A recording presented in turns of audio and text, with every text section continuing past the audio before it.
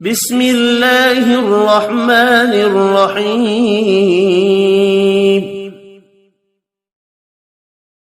اللهم صل على سيدنا محمد وعلى آل سيدنا محمد صلاة تنجينا بها من جميع الأهوال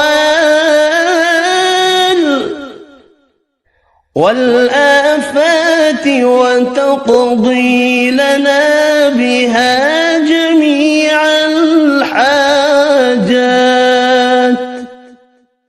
وتطهرنا بها من جميع السيئات وترفعنا بها عندك أعلى الدرجات وتبلغنا بها أقصى الغايات من جميع الخيرات في الحياة وبعد الممات، إنك مجيب الدعوات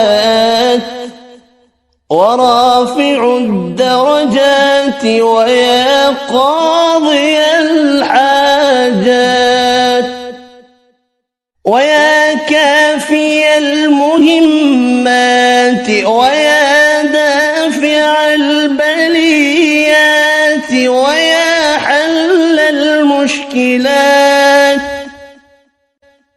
أغثني أغثني أغثني يا إلهي إنك على كل شيء قدير.